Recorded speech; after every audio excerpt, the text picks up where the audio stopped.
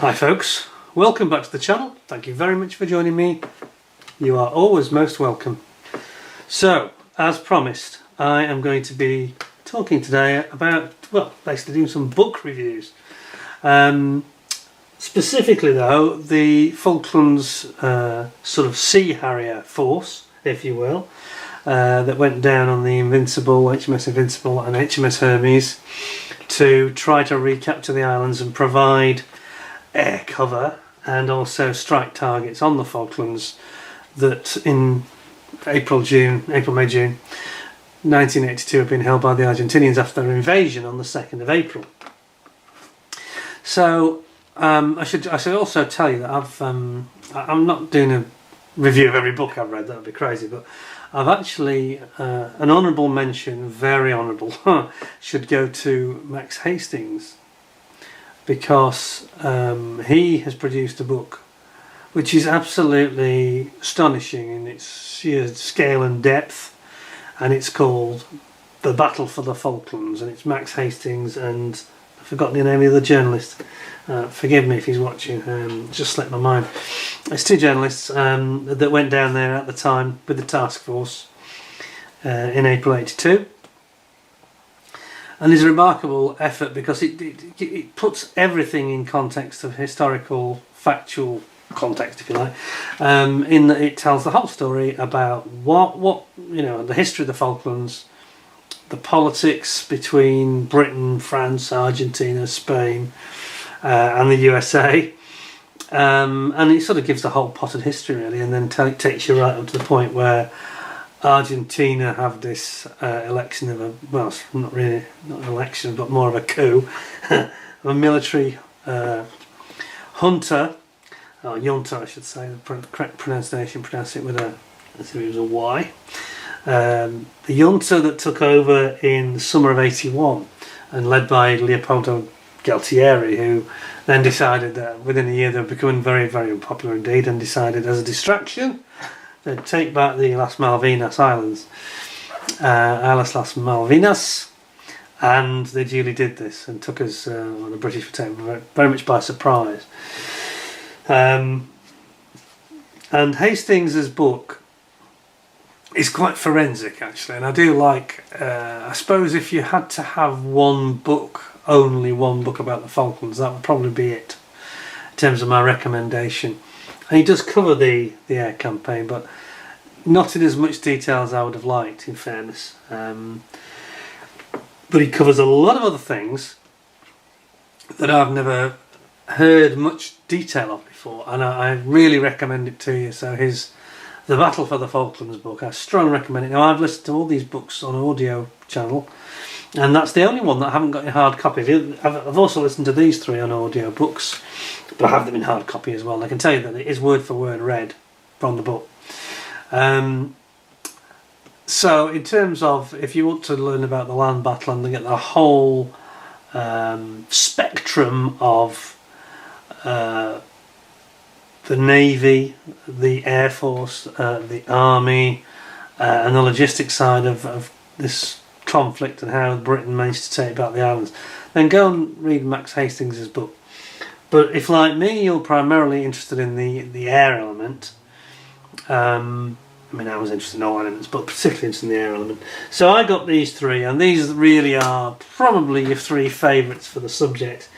We've got Hostile Skies by Dave Morgan, who was the top-scoring pilot that was in the Carrier task group flying Sea Harrier, although he we'll come into more detail about him shortly, but he was a former RAF pilot that joined the Royal Naval Air Service just before the conflict started.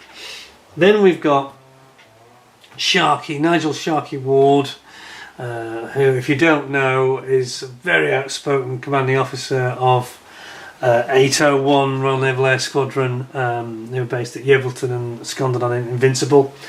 They were to provide the combat air patrol air cover for the task force, which they did. However, this is a very interesting and controversial book, and I'll get into more detail later. He is a very, very outspoken character indeed. too outspoken, I think, for his own good. I think he'd probably agree with me. But it's a fascinating book, and probably it's the one that's the real page turner, because it's very juicy at times in terms of telling you what was done right and what was done wrong and how it should have been done. And then finally we've got Harrier 809, and this is, I have alluded to this briefly, so I won't go into too much detail on this one today. But this is the Roland White, and this is the sort of holistic bringing together all the stories about the jump jets, jockeys that went down to the Falklands. And 809 was actually the name of the squadron that was sort of cobbled together from aircraft that were in storage or elsewhere and needed urgently, because of course when they sent them down there was only, I think, 21 aircraft initially, Sea Harriers. That's just not enough. Okay, they boosted it to 25 and then via ascension, and then when the Atlantic Conveyor, the carrier ship, took it's a merchant ship, but they put these Harriers on it, GR3s and Sea Harriers, and they boosted the numbers up to about 30, I think it was in total, plus the RAF 1 Squadron Harriers, of which there was about 6 or 7, I think. So you ended up with something like 36, 37 planes in total. Now they lost some of those, of course. In fact, they lost, I think it was 4 Sea Harriers and 3, I think, of the GR3s, something like that, 7 or 8 in total. But we'll get into some of that later. So Harrier 809 is like an overall holistic story about the logistics, what the Harrier was all about, and how these guys managed to send this relief supply of Harriers. When 809 Squadron arrived in the Falklands exclusion zone to meet the task force, they unloaded them very quickly. It's a good job they did, because a few days later the Atlantic Conveyor was hit and sunk, and they would have been all lost. So it's a good job they took those off straight away. But once they arrived with the task force, they kind of split these Harriers, I think, pretty much in half. The additional 5, I think it was 5, 6, forgive me if I get this out, I'll only be out by 1 probably. Anyway, they split. It's like 3 went to Invincible, I think 3 went to Hermes, and they were no longer called 809 anymore, because that, we had 801 already operating, and we had 800 Squadron on Hermes. So that sort of name fades at the end of once the conflict is fully underway. Now, I'm going to address, there's kind of 3 elephants in the room here. Well, I've alluded to one of them already, which is the 809 kind of being disbanded, if you know what I mean, because the name gets dropped effectively once they get to their target of actually meeting the carriers and giving them logistical additional Harriers. But it's a very good book, and it tells you a lot of things I didn't know in this book. James Holland is one of the people that's actually read it, and he's a big fan of it. But Roland White, I should say, the actual author, he is very good at pulling together stories and cross-referencing them and all this kind of thing. And he does it very well here, and there's a lot of interesting stuff in here about behind-the-scenes negotiating and particularly spying. Stories about the Nimrods that they took over to Chile, also about the hunt for the Exocet missiles that they believe that the Argentinians were in the process of obtaining, and of course they only ended up in the end having 5 missiles, but they were very dangerous, of course, and we had 1 sunk the Sheffield, 2 hit the Atlantic Conveyor, contrary to what you may read elsewhere. They almost went through the same hole, creating a much bigger hole, basically hit the ship in the same place, but I don't think either of their warheads actually went off, didn't ignite. But they burned, the rocket fuel motors burned and set the ship on fire, and it went orange hot, horrible. And sadly, Ian North, the captain of the Atlantic Conveyor, who was a merchant seaman, not a Navy member, he was lost. He went overboard and he bobbed underneath and he disappeared, and they never found him even. It was very sad indeed, because he was a really nice, well loved, well thought of, proper old school sea captain, and it tells you all about his story in here. I think it's from Birkenhead, so it was a great loss. But this does encapsulate a lot of the other stories, and one of the stories was when things were getting very extreme and the British intelligence services were getting very desperate to stop this potential supply of Exocets. Because I say, we had one, obviously one hit the Atlantic conveyor, we had one hit the Sheffield and sink it, so that's 3 there that have gone down. One missed the Sheffield and was wasted. There was another that was aimed at, I'm trying to think what the ship they aimed it at, and this fell short, went wrong, apart from Sheffield. Can't remember, it doesn't matter. But that's 4, and then the other one was, what was the other one that was hit? Was it Broadsword? No, they were hit by bombs in the Sound, weren't they? Ardent, Antelope and Coventry were all hit by bombs from the Skyhawks. Anyway, there was a 5th Exocet. I think it was another one that ended up either malfunctioning or going off course. So only 3 actually hit, but the 3 that hit did sink their ships, even though they didn't go off. It's fascinating because, as I said, the military intelligence were desperate to get their hands on these Exocets and intercept them, destroy them. They had the SAS on standby, and they even went to Recife in Brazil on a mission where they intended to actually blow up the shipment that they thought was coming in from North Africa, from Libya, I think it was. And they were going to actually intercept it at Recife, and the SAS were going to blow them up at the airport because they were convinced they were going to go to Buenos Aires. Anyway, they didn't in the end. They didn't. They managed to stop it. The French stopped the supply to North Africa, which stopped its onward transition. So it was Aerospatiale, I think, wasn't it, that built the Exocet, and they in agreement with Mrs Thatcher at the time, the Prime Minister in the UK, President Mitterrand, I think it was, and they stopped the supply of these weapons. It's all in here. Very, very interesting. Lots of skullduggery going on with the Chileans helping out. Some of the things they got up to. It's very interesting. I mustn't say too much. I'll spoil it for you. And I might get into legal trouble. But anyway. But the 2 I want to concentrate on today really is Sea Harrier over the Falklands Sharkey War and Dave Morgan's Hostile Skies. Now I'm going to talk about Dave Morgan's book first because there is a big elephant in the room for me with this one. Now Dave Morgan is without doubt a war hero. In fact, he suffered since the Falklands War with post-traumatic stress disorder, so he's had a tough time. He did recently do a few interesting interviews. He did one with Airfix, which was very good. Go and check it out if you haven't seen it. But there is a problem with this book, and in the way he wrote it, I don't know who was advising him about how to portray his story, if you know what I mean. But the problem is simply this. I mean, this guy shot down 4. He shot down a Puma, he shot down, I think, 2 Mirages and a Skyhawk. Sorry, 2 Skyhawks and a Mirage, the other way around, okay.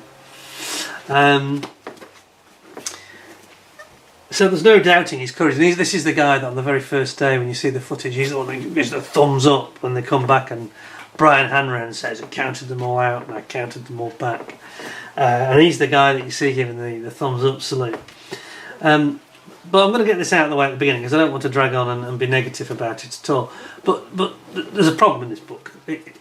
Dave is a character who he's clearly a very creative type of guy, and he likes his poetry. He wrote poetry, and I think he's done a bit of music as well and stuff. But the problem is this.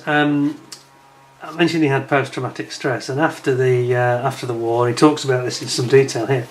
After the war, his marriage broke down, and he sort of blamed the post-traumatic stress on the breakdown of his marriage. But if you read this book, you're not going to agree with him, I don't think, because basically he had an affair with a young lady, a German girl, who was only 21 at the time, when he was a Harrier pilot in Germany. I think he was based at Wildenrath. And he goes on and on about this, and he keeps coming back to it, and he's trying to tell his story about the Falklands, and this is the issue with the book. He keeps on bringing up this extramarital affair. Now that started years before the Falklands started, so I have to say that I think that has a lot more to do with his marriage breaking down later. In the final chapter he says this comment about, oh yes, well there was infidelity on both sides. Well, when you read the book and see and hear it in context, chronologically, it's no wonder that his wife, wasn't perhaps as loyal as she might have been, because he wasn't. And he carries on going back to this woman, and he keeps referring to her and talking about his love letters to her. And then in the middle of the book, where he's talking about the combat in the Falklands when he gets there, which is really good. I mean, I don't want to put anybody off this book. Please don't be put off by it. I'm just giving you a bit of a health warning for this one. But he gives this strange style in that he keeps on having these flashbacks, and then he's also it feels like every letter he writes to his family and to his kids, very flowery personal stuff. It doesn't add to this book at all. It doesn't add to it. And it's the fact he keeps on bringing it in, and it's sometimes at the most inappropriate moments in the story, and it wrecks the narrative. It completely throws it and sort of brings it to a standstill on more than one occasion. I found it very, very difficult. Now I have to also add that I think you should read the book and judge it for yourself. I don't want to say too much. I don't want to upset anybody, including Dave, who's a war hero to me. He really is a hero. But I think he was unwise in the way he went about this, and somebody should have said to him, I don't know who advised him, but somebody should have said, don't put that stuff in, because that won't do you any favours. It doesn't really do his reputation any good. And he deserves a lot of respect from his country, I think. But I think he was most unwise to include this stuff. It's a little bit, strikes me as a little bit juvenile, immature, if you know what I mean. If you read the book, I think you'll quickly see what I'm talking about. I don't want to say any more than that, really. But he should have just cut it out. I mean, he could probably cut out about that much of the book and get rid of all this garbage, and then you'd have a rip-roaring boys' own stuff, a bit like Sharkey Ward's is. Nobody minds about hearing about his family and the context and his feelings and all, and talks about that a lot. That's fine, but it's just that he goes into sometimes a bit too much detail, I think, and doesn't really put him in the best light, I don't think, especially in relation to his marriage, and that's none of my business and none of your business. But don't put it in the book, then, Dave. Don't put it in the book. Okay, so I think that was a big mistake. Now I have to say, having listened to it on the audio book, the one thing I should add, which is if any of you have heard this. This was actually quite a good bargain. I think I got it on Apple Music, and I think it was about $8.99, which seemed very cheap. Was that one $8.99? These two weren't too bad. Whereas Sharkey Ward's was a bit dearer, and the Battle for the Falklands with Max Hastings, I think, was £25. It was really expensive. But the point I was going to come to is simply this: the chap who reads this, who does the voiceover. On the audiobook, he sounds like the guy who used to do the voice for Tony Blair on Spitting Image, and it doesn't help. It's a little bit his narration lacks gravity. Now there's an interesting unusual chap that does the voice for Sharkey Ward as well, but having heard Sharkey Ward talk, and I've heard Dave Morgan talk in interviews, and I think that although the other guy has a strange voice, I think he does capture the Sharkey Ward character very well, and his sort of drive and dynamism. The guy who does the narration for this is again not helping Dave, I don't think. I think it's almost a bit. It's read too quickly, and it's a bit lightweight the way it comes across. Quite a few things are wrong with it. So I think, in summary, perhaps best reading the actual book I've got in my hand rather than getting the audio book for this one. Harrier 809 audiobook is brilliantly read, just to prove my point. Cameron Stewart, who's a great narrator, I can really recommend him. He also did D-Day, the Battle for Normandy, and he's got a great sort of prestige and pedigree. But the guy who reads this one, no, I'm not going to name it, wouldn't be fair, but just read the book, but just be warned, there's a lot of stuff in here that will make you grind your teeth a little bit and think, Dave, why did you put that in? We didn't need this half chapter. This is just spoiling the story. It's spoiling people's image of you, and I think you have to be careful sometimes. I think he's too honest in some ways, but it's also, I don't know. It's as though I've got to be careful what I say. I don't want to upset anyone, but I just think he shouldn't have included it, and it comes across as a little bit immature in some respects. But anyway.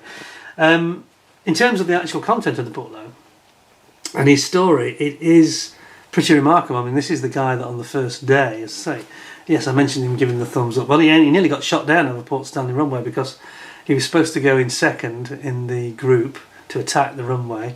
This is after the Vulcans had done their business. And he ended up being last, which is the last thing you wanted. And of course the Argentines are starting to get the beading on the speed of the planes and where they were coming from. So he was very lucky. He got a big 20mm cannon shell right through the tail of the Harrier, luckily not affecting any control surfaces and not doing any permanent sort of damage that was stopping getting back to the Hermes. So he had a bit of a charmed life. He had a few incidents where he had some close calls and got too close to the ground, and he took out the Puma helicopter near the mountainside in May, I think it was, and effectively shot it down without shooting. He actually took it out by the draft of his jet engines, because he had to make such an aggressive manoeuvre close to it to do a turn, intending to shoot. He didn't need to. He actually knocked it, wafted it out of the sky like a butterfly, into the mountain, which is quite remarkable. It's classed as a kill, So he got 4 kills, and of course if you get 5 kills he'd been considered to be an ace, which would have been, so it's a shame he didn't get one more. I know that's a strange thing to say in a way, but you know what I mean. I think he deserved it. I think when he was actually in the plane, I think he was a real wizard, no question about it, and he did a great service for his country, and he was there. There were some issues not to do with him, but to do with the way 800 were being organised. And again, I wasn't there. Please don't shit me down. I'm quoting lots of material here, but there was an argument. We'll get to it in more detail in Sharkey Ward's book. But there was an argument for saying that the way that they went about it, they had this instruction, not the pilot's choice, instruction to be up at 8,000 feet or more, circling, in like a racetrack formation above the island. And the trouble is, when the Argentines came in, they came down very low, very fast, and there's no way when they're up at 8,000 feet they could get down quickly enough to, deter or prevent the Argentines doing their damage. And it proves the point at the end of the book. He's talking about the last couple of weeks. Dave was on patrol with his wingman, and the day that they had the attack on the Sir Tristram and Sir Galahad at Fitzroy, Bluff Cove, they came down and it was too late. The Skyhawks had been and gone and done their business, But then he saw another Skyhawk coming in and attacking and pretty much sinking a landing craft out in the Sound. And he said he was so angry, having seen the damage they'd done to the other 2 ships. He was so angry. He went after this Skyhawk and he blew it out of the sky. No messing with his Sidewinder, So it's definitely a book that's worth reading. I think it's a bit of a flawed genius type of book, if you know what I mean. That's certainly the one. I have actually now read reviews on it, which I haven't seen before, and I'm afraid that everybody seems to be saying the same thing. So my opinion's not at all unique or out of step. Because he's a bit more quite an emotional chap, he comes across that way to be a creative type, more an artistic type than the usual military guys. I have to say that his account of the homecoming it almost moved me to tears. It was so good. He talks about, I won't spoil it for you, but in the last chapter he talks about coming back to Southampton, and the big homecoming. They were all told by Brian Hanrahan that because the BBC had already, some of the ships had already come home, and there won't be a big homecoming. It's, you need to lower expectations. There'll be a few people on the quay, and that'll be it. Well, of course, he was pulling their leg, and he knew that the BBC were going to be there, the whole world, ITN, and everyone was going to be there with thousands and thousands of people on the quayside. And he said it literally almost brought tears to his eyes, and there was a couple of girls on a little speedboat with their dad, I think it was, young women, not children, young women. And all the sailors were shouting, take your top off. And they did, apparently. And he said, but the whole thing was just very emotional, and he said it was something you could never have again. And his account of it on this final journey, back into Southampton, I really enjoyed that. I did indeed. So I say, there are some problems with this story. It's the way it's been done. If I was Dave, if he's listening to me, just go back and edit this out and republish it. That's what I'd do. Edit out that stuff I've mentioned. There's no problem with the odd letter to your wife, but I think there was too much of it, and I think it was too detailed, and to his young mistress. No, bad idea. Anyway, moving on. Now let's get to the real meaty, nasty, controversial story to end them all. Sharkey Ward, Her Majesty's Loyal Top Gun. He actually called the book that in the previous version of it. I think his first version, Her Majesty's Loyal Top Gun, he called himself. Now it's known as Sea Harrier over the Falklands. A controversial account of what really happened in the South Atlantic skies. Now, I almost don't know where to start really to give you the flavour of this. Those of you that, if anybody's read this, they're going to be going, start laughing. Sharkey Ward was already a naval pilot. He'd been on Buccaneers and Phantoms on Ark Royal in the early 70s. Mid-70s I should say. Before they decommissioned Ark Royal and the Invincible class was going to come in. And then he transitioned over to the new Sea Harrier when that came in 1979. And he's the pilot that you can see, if you go on YouTube, you can see that he's the pilot. And I remember this at the time. He landed his Sea Harrier in the garden at Pebble Mill at 1 and the green sort of strip outside with great precision. Although he did actually have it a few feet off, and he complained bitterly about the markers being in the wrong place. But it's quite interesting because he has a real strong opinion about everything, really, which is not necessarily a bad thing if he's right. And I think he is right on most things. But I can see how he got into trouble with the Admiralty and with the flag, the people, the Admiral who were running the campaign on the way down to the Falklands and in the conflict itself. He is a man who doesn't really compromise, and he has very forthright views, and he expects very high standards from himself and from his men. And including, his other pilots, including his engineers, pretty much any support role or anything to do with, the efficiency of these aircraft in war, even in peacetime. He expects 100% from everybody. And he's just that sort of... he calls himself the Maverick, and he definitely is, no question about that. I'm not sure that word's really strong enough, really. I'm sure other people have called him other things. But when you start to read it, there's two or three things that strike me. First of all, this is the latest edition, and there's like a prologue for the 2005 edition, where he sort of almost starts retracting some of the things he says at the end of the book, especially, which is not a very good start, I've got to say. Now, he's talking actually about Sandy Woodward, the Rear Admiral who became Sir Sandy Woodward. He wrote a book after the Falklands War called 100 Days, and they were clearly at odds with each other in the way that the campaign was organised, especially in terms of the combat air patrol, the air defence of the fleet. So,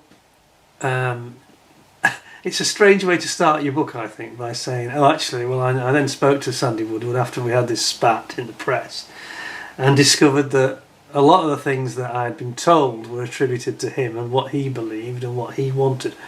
He actually didn't get involved in. And he actually said that, actually, Sharkey, I think a lot of the things you've said, whilst you've maybe been a bit too strident, but a lot of the things you said are right, and I didn't disagree with that, but I left it to the air command. I didn't get involved because he was a submariner, Sandy Woodward. He came from a submarine background. But it's interesting that and the fact that Sharkey's put this at the start of his book, he must genuinely feel that perhaps, and he makes an apology, so he must genuinely feel that perhaps he has slighted Woodward slightly. And I don't know the truth of it any more than probably you do, but it's interesting. However, it has to be said in that Sharkey Ward's defence that he comes across as too aggressive and too strident and a bit OTT. But as you go through the story and he relays to you all the events that happened, you start to understand why he was at odds with them all the time and why there were disagreements about strategy.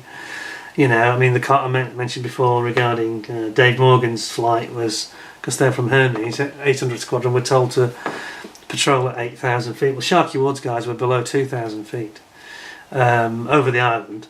Obviously, in transit they go up higher because you get more fuel efficiency. And the other thing that he was very constantly upset about, two things. One was the Blue Fox radar, which was in the Sea Harrier, and this is a very efficient Ferranti designed radar system, but it wouldn't work. It was brilliant over water, especially if it was calm water. If the sea was calm, it gave brilliantly accurate forewarning of aircraft ahead or surface contacts. Now,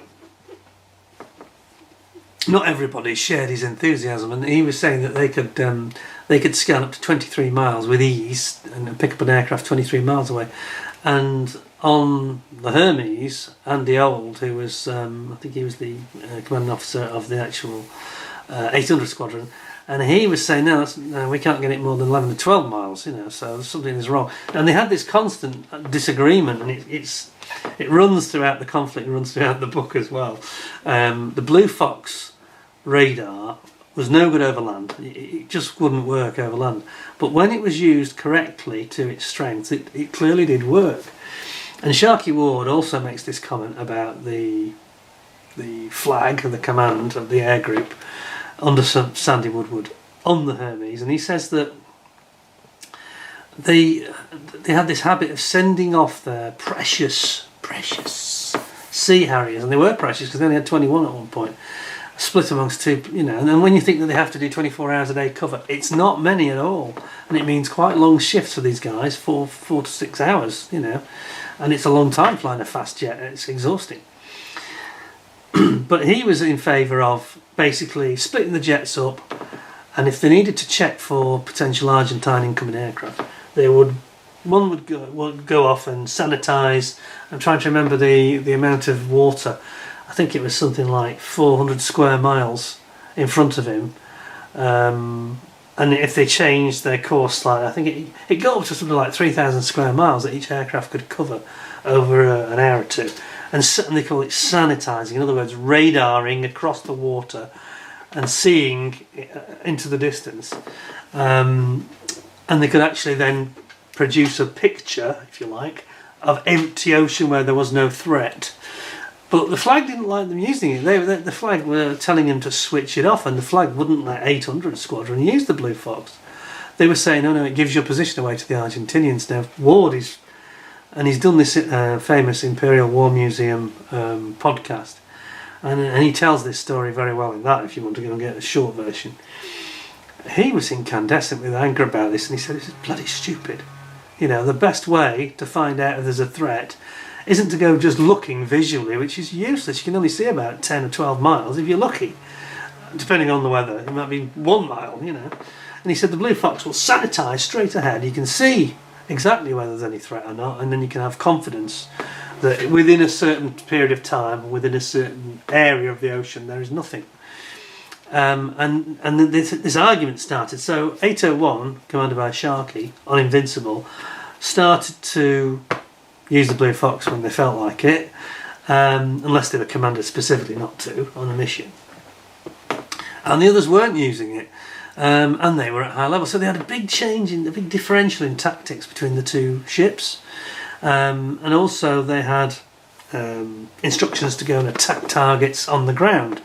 Now, Sharkey Ward was fine with that, depending on the target. So if it was something silly like a helicopter or a few vehicles, or something he would regard as a very risky thing to use the Sea Harrier, think of it as the last line of defence. It's the first line of defence, actually. In fact, they're in 3 zones, the defence. Umbrella. You have the Sea Harriers doing the combat air patrol, or CAP. And then the second line of defence is the Sea Dart missiles, which all the ships were carrying, apart from Hermes. And then, obviously, they had this picket system of Type 22 and Type 42 destroyers. And then the Type 22 destroyers were the final goalkeeper, if you like, who had the Seawolf missile, which was close in, and of course they had guns as well, which is, you know, I was quite amazed to read actually that there was an 8-ton Dard. Was it HMS Plymouth? I just can't remember now, but at the very end of the conflict, one of the Super 8-ton Dards launched an Exocet at towards Hermes. I think HMS Plymouth, I think it was, shot it down with the 20mm cannon, which was cause for some celebration because it's not easy, not easy to do. So they did. That's the fifth Exocet that I couldn't remember. I knew there was a story behind it. Anyway. So big differences of opinion. The other thing that Sharkey was very, very cross about, and he goes quite vindictive, quite a bit of a bitterness built up between him and the Royal Air Force, because he said that the Royal Air Force was just throwing resources at this Vulcan campaign. And he said the first attack on the 1st of May, it wasn't very effective. You know, it did get a bomb on the runway, one bomb. But it was quickly repaired. So really, when you consider that it was something like 1.3 million pounds of fuel it took to get that Vulcan to Stanley Runway. And then they did another 6 of these missions, including the later ones where the Vulcan were modified to carry the Shrike missile, which is the anti-radar missile, trying to take out the radar sites on Stanley. And he said, why aren't we doing this? He said, you know, you've got the Harrier GR3s for ground attack. They can do it. We can do it. Yes, that's a high value target, not like a helicopter. And he couldn't understand why they were told to keep out. And then he had to give close air support for the Vulcan coming in. And it went on and on. Of course, the final one was the one of the Vulcan's engines on the Black Book mission, number 7. Well, the engine's conked out and they had to divert. When he said it's ridiculous. They did what they do in peacetime and diverted to the nearest airport, which was Rio de Janeiro in Brazil. Not ideal. Not ideal. Who were quite pally with Argentina and were not on great terms with us at the time, with the UK. And then they landed, and they said, incredibly, they landed this Vulcan with the Shrike missiles with the latest technology weapon still on the pylons instead of dropping them in the sea, which would have been fine, you know, normal procedure in wartime. You don't take weapons into a neutral country. Some very strange decisions were made. And the other one that particularly infuriated him was about when the HMS Sheffield was sunk. He said that there was a lot of instances, that being one of them, where the combat air patrol fighters, the Sea Harriers, were sent off on these missions to just visually look out for enemy aircraft coming from the northeast. Now, there's almost no chance that was ever going to be an issue, enemy aircraft coming from the northeast, because it's so far from Argentina, even with their air-to-air refuelling, it's completely out of range. Impossible. So he got very cross with this. And then to prove the point of how they were getting it wrong strategy-wise, which really proved him to be right, he said that the classic example was when he got a call saying, we've got 2 bogies coming in, yes, from the northeast, Sharkey, you need to go and intercept them, you and your wingman, immediately. It's, you know, they're at 65 miles out, blah blah blah. And he said, that is impossible. Have you checked for friendlies? And they said, Sharkey, you are instructed from the Admiral, from the flag, to go and intercept these 2 aircraft. And he said, negative. Negative. He refused. Insubordination. No wonder he never got to be captain of a carrier, which is what he wanted, I think. And this is why. But I don't blame him. But you know, when you actually read it in the context of what was going on, you're thinking, hang on, this isn't right, is it? So he insisted that they check, and he said, have you checked? Where are the 2 Harriers that have just launched from your deck? And there's a silence, and then this guy came back and said, Roger, it is indeed friendlies. Return to your CAP station, Combat Air Patrol Station. He said, and this really sealed it for him, that they thought there was some incompetence here. And there clearly was, you know, and it's difficult in war. I'm sure that there's so many things going on and conflicting information and problems with the radars they had and all this kind of thing. But it was on an incident like that on the day the Sheffield was sunk. Because the Argentines found a gap in the defences, realised that there was no Harriers there because there was no radar trace coming at them, and they flew right up the middle, and of course on the 4th of May they sunk the Sheffield with an Exocet right in the middle. And he was very, very angry, and he said that it was avoidable, totally avoidable in his view. And he also felt that a lot of the losses in Falkland Sound were, and in San Carlos Water were avoidable, like the Antelope and the Ardent. The Coventry one was unfortunate because there was a bit of an accident where Coventry got in the way of broadswords, Seawolf targeting. They crossed each other and got in the way and blanked out the view of the incoming Mirage. So, sorry, it was a Skyhawk, big pun.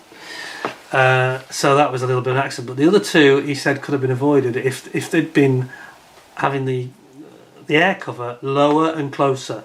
And he said the trouble is the air cover was always too high. It was almost like, he talks about it in his final chapter, and he talks about it saying it's as though the Navy were inviting the Argentines to come in, do what they had to do, unopposed, do their business, damage the British ships, sink them, but be warned, we will kick your ass and destroy you on the way out. Well, that's no good, is it? And this is, I spoke about this in one of my other previous videos.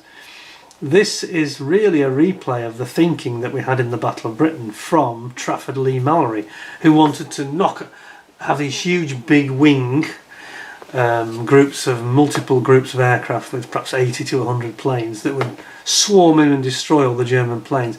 But it took so long to assemble them that he could only achieve that after they had bombed the airfields, for example. So again, it's very similar. He doesn't say that in the book, but I recognised it straight away. It's the same scenario. So clearly there is a lack of understanding about the capabilities of what the Sea Harrier could do in the right hands. And not just in Sharkey's hands, but in his team's hands. Clearly they did have great success, despite being the ship that was actually furthest away of all. Usually the Invincible was the one at the back, off to the northeast or southeast. But you don't invite the enemy to come and knock out your critical assets and resources, and then, as Sandy Woodward seemingly wanted to do, then take them down on their way back. Not least because they're lighter and they've got a little bit more advantage on the way back because they've lost fuel, dropped their tanks, dropped their bombs. So they're actually more of a handful on the way back. Anyway, you knock them out as quickly as you can when they're heavy with bombs and with fuel. This is what Sharkey was proposing that they should have done.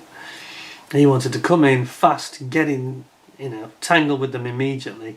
And of course, they had the Sidewinder 9L, which was this later version of the Sidewinder with the advanced seeker head. And he was saying that one of the things they used to nickname it the Death Ray because it was so reliable. As long as you launched it, with good luck, which the seeker head was very good at. But it had to be in the right range. The only time he had one incident where he was shooting a Mirage and he was just a little bit out of range and it ran out of juice, which doesn't always mean it's going to fail. But I think this Mirage had afterburner on and it just outran the missile, and the missile just dropped away in the end. But there were plenty of other stories where, in the case of, I think, the Skyhawks, they weren't as fast, and the missile would still have enough momentum to get up behind them, and then the proximity fuse explode right in the engines in some cases, and some horrendous stories about literally going up the exhaust pipe, quite literally, and blowing the plane from within to pieces. And it's something that he talked about, saying he had to fight to get, everything was a fight for him. He had to fight to get the Sidewinders because they all went to the Hermes originally, even though he'd requested them before anybody on 800 Squadron had requested them, allegedly. And he was kind of battling all the time, and he was very fiercely loyal to his men, very aggressive in the air, and he said not only was I fighting the Argentines, I was also fighting the flag. So he felt like he had to defeat the higher command first to get common sense and get them to understand the asset that they had, because he claimed that Sandy Woodward said in his book, which I haven't read, so I'm quoting him now. Sandy Woodward had said that aviation was proving to be ineffective, and he was going to have to do this mission without the help of the planes. In other words, defend the fleet with just the missiles, but the missiles weren't reliable. I mean, Sea Dart, when it worked, it was brilliant, but it didn't always work, and some days it was too cold to operate it. They had to preheat it. Well, there's no time for that when you've got a Super 8 on Dad coming in, you know, travelling at 600 knots. You're not going to, you know, no. So, you know, instead of using the Harriers as well as they should have done, they should have had them as the outer shell, you know, the shield. Shields up Mr. Sulu kind of thing. And he didn't. It was kind of big. And then they were using them for, as I mentioned, bombing silly, low priority targets, taking out an anti-aircraft gun here and there. Well, you might do that with your standard Harriers, ground attack Harriers, but you wouldn't risk your Sea Harriers at low level. And the Argentines have got the Roland, and I think they had the blowpipe missile as well, both very dangerous. We had one of them shot down by Ola Kim cannon, you know. And the Argentines also had land-based Exocet. They actually shot at HMS Cardiff and actually put a big hole in it on the last week of the war. So you don't want to let your combat patrol fighter jets be wasted by losing them to ground fire, and that's what they were doing. So there was a bit of a lack of competence. Anyway, I'm giving you the flavour of the book, but it's very interesting at the end. He was talking about how he has this bitterness with the Royal Air Force, and I can kind of understand why when I heard all the background, especially when the war ended. He talks about the his journey back, unlike Dave Morgan, who went back on Hermes, and they had this wonderful homecoming in the Sound at Southampton there. Sharkey had been given a new role and actually flew back on a VC-10 from Ascension, and he was treated like dirt. Really, he wasn't, because he wasn't RAF. It was that he claims that the RAF almost revised history and took all the credit for defeating the Argentines on the ground with their aircraft. And of course the RAF planes, there were so few of them, there was only literally a handful of Harrier GR3s and these Vulcans, and he was saying, how can you spend £1.5 million of fuel for every Vulcan raid? We could do, I think he said, 240 Sea Harrier attacks with that same amount of fuel. Now, given what I've just said, he wouldn't want to do that because he would be losing a high attrition rate. But the Vulcans were not achieving anything. And this is one thing I did not know before. Somebody mentioned this when I did, I think it was my review of the Vulcan, the Airfix Vulcan last year. And somebody had obviously read this book. I can't remember who it was, sorry. Maybe one of my current subscribers and commenters. But he said Sharkey Ward has got a lot of issues with that, what you've just said about Black Book and how successful it was. You must read his book. And it was him that got me interested in wanting to do it, so I can't remember who you were, but if you remember that comment, thanks a lot, because you brought us to where we are today here.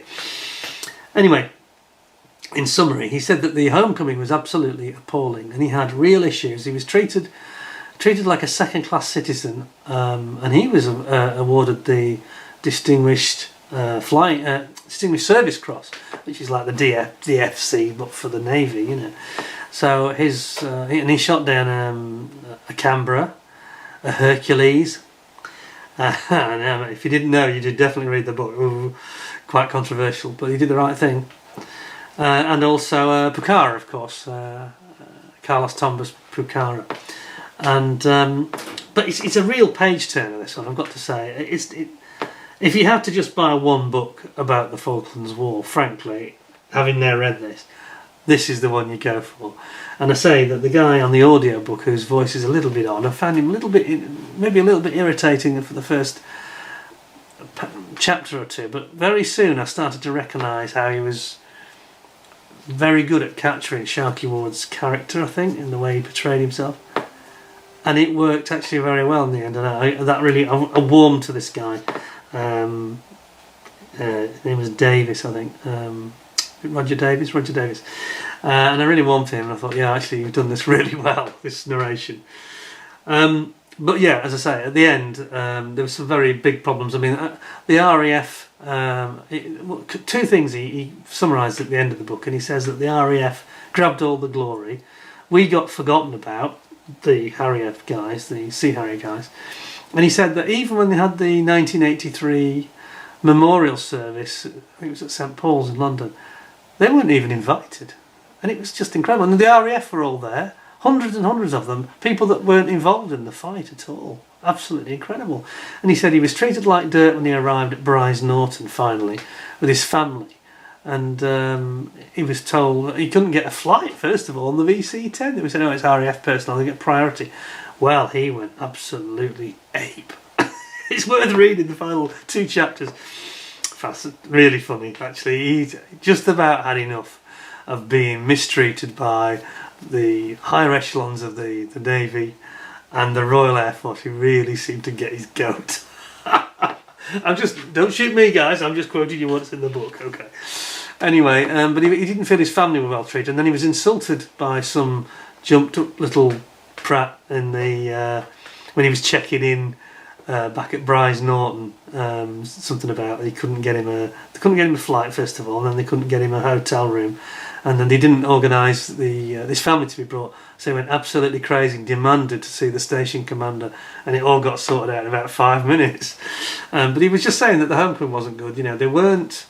They downplayed the importance of the Sea Harrier. They were not recognised. Okay, he got his DSC from the Queen, but he said there was about 3 other pilots that he wanted to get awards, and they were turned down, and they were given awards right, left and centre to the RAF guys. And then finally, of course, when the conflict was over, he tells a story about a Hercules pilot, a young Hercules pilot that turns up in Stanley a couple of months later, just come from the UK, and he's saying how tough it's been and how tough the training's been. And Hercules is he's done training with some fighter squadron, I'm not sure, and they were doing evasion training about how they can avoid being shot down. And he said, I was able to avoid the fight for 20 minutes without any gun kill on me and blah blah blah. And he's shooting his mouth off, this young lad, in the bar in Port Stanley.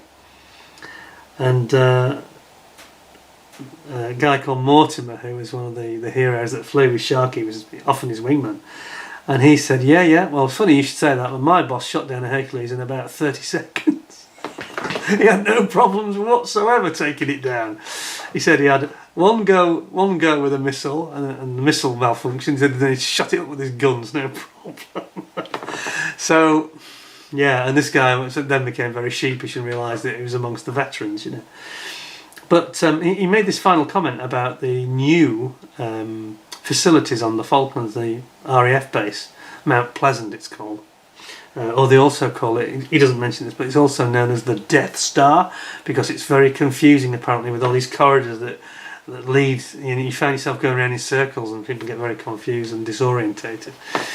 But he said again the RAF sold the government a load of nonsense. He said that the simplest solution for the defence of the Falklands going forward was not to extend the runway. Well, they built a completely new airbase, of course, to the southwest of Stanley. And he said this is a mistake. Not only did it cost, £40 million or 80 million, I can't remember the figure, it was a lot of money at the time, this was. Huge amount of money, all these new facilities. And he said the trouble is, he said unless you're going to have a large amount of forces based there, which they now started reining back on because of budget cuts again, just like they did when the Falklands were captured the first time.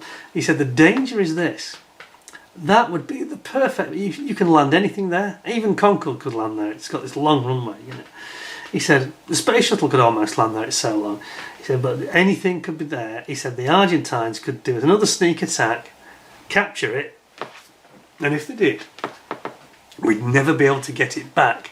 He said what they should have done is made the runway at Stanley, just upgraded it, don't make it any bigger, make it suitable really only for the Hercules transport planes, because they've got quite a short landing and takeoff run.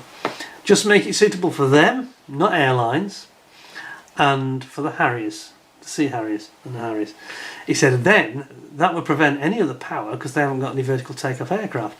That would prevent them ever getting into the Falklands again. And it would cost next to nothing, relatively speaking. 5 or 6 million, perhaps. And he said, and instead of that, they went and put this big glamour project up. Look at our fancy base in the Falklands. Now we've got Eurofighters there. Well, they had about 5 or 6 Eurofighters. I think they're down to 2 now. I could be wrong. Anyway, there aren't many of them. Anybody, any of you that see this, shout up if you know. But the point is, he said, it's like a vanity project. It's crazy. They spent all this money, and then they've started realising they can't really afford it. And they haven't learned anything from the fact that the Sea Harrier was so, he said what they should have done is had the upgraded Stanley for a Sea Harrier base, and then had a forward operating base on West Falkland, with a couple of anti-aircraft sites and radar sites, places like they did during the war, which they had at San Carlos Water. They had this forward operating base. Do something like that, and you could still have shoestring cost, but very effective defence. And of course, he says, he writes this in 2005. You've got to remember, the Harriers were all gone in 2011, and that's probably the reason that they wouldn't listen to him, But it's a shame. It's a shame. I have to say that at the beginning of the book, I was thinking, Sharkey, you're just so OTT. You're so anti the fleet, the head of the fleet, the Admiralty, the RAF. He seems to be anti everything. But then when you get to the end and you actually, what you should have done is written it slightly differently. I'm sounding like a book expert because I've just said that about Dave Morgan's. But just this one thing with Sharkey, I think you should have just kept it factual at the start and then put all the opinion at the end, because had he done it that way around, you would definitely say, as I did in the end, having then had the full experience, and I thought, yes, I understand why you say what you say now. I can see exactly where he's coming from. A lot of people that are pen pushers, a lot of people in the Navy that he felt were people that didn't want to... I mean, he definitely rocked the boat, literally. And he could play, just a little fact I forgot to mention, one thing that I never knew, another example of sort of incompetence that he complained about. On the HMS Invincible, and one of the reasons I've been so keen on this Falklands anniversary is that my father worked for Vickers Shipbuilding and Engineering Limited in Barrow-in-Furness and worked on the Invincible briefly for about a year. And Sharkey said that the guys at VSEL, my dad and his colleagues, were saying to the ministry, no, you don't want to have you've got some design issues in terms of you've got your officers' quarters directly above the shafts for the transmission.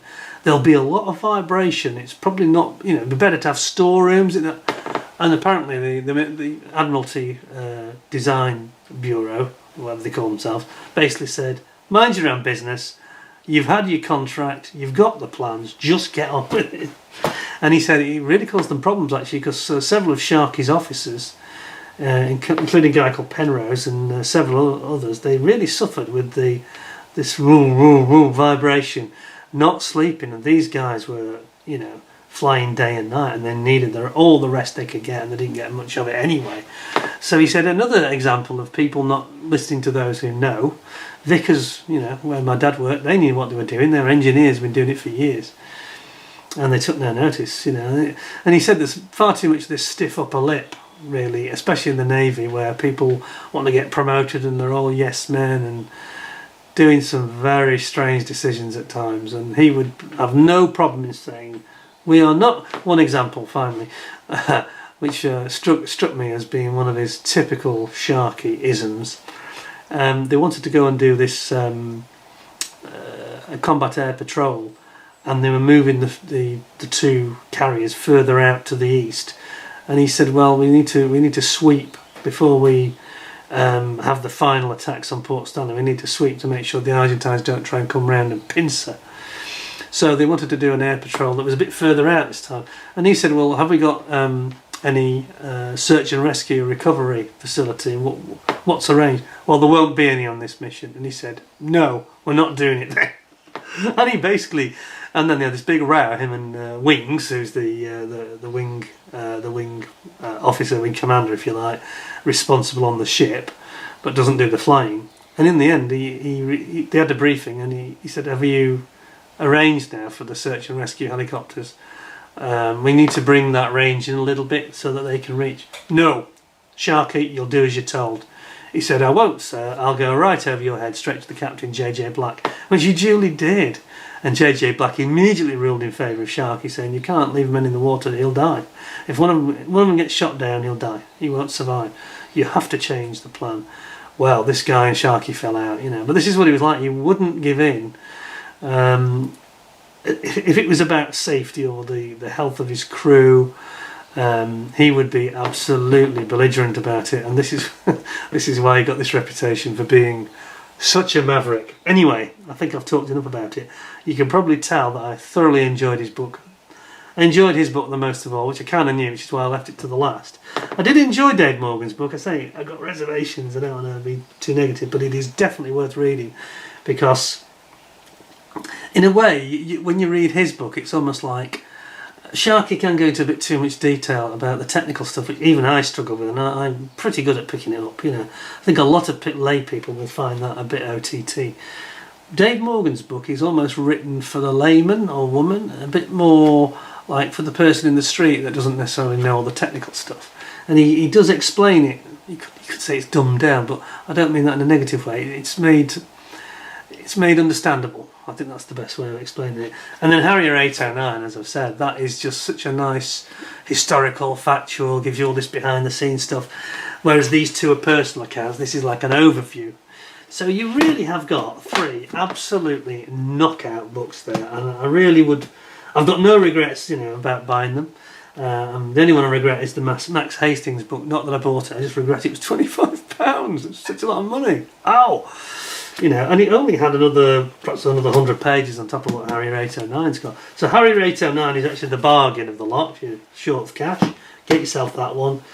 And if you want to sort of see what war's like through the eyes of an ordinary, perhaps an ordinary guy who's very creative and arty, then get Dave Morgan's book.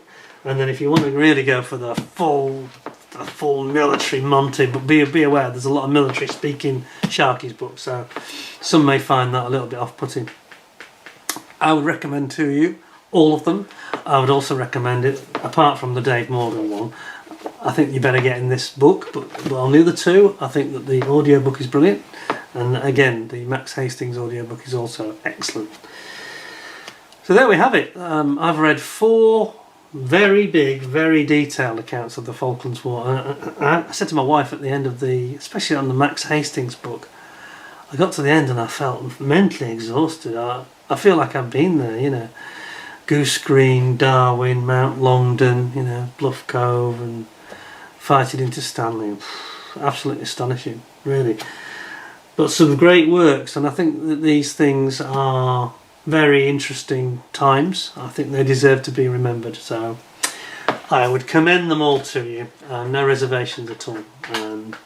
Just bear in mind that Dave does go off on a bit of a tangent sometimes with a bit too much information, if you know what I mean. But anyway, very, very interesting stuff, all good accounts, and it's great that you've got people that do write these books, and you can feel, puts you right in the pilot's seat, and it's quite a thrilling ride, I've got to be honest. I thoroughly enjoyed them all, so I'm sure you will too.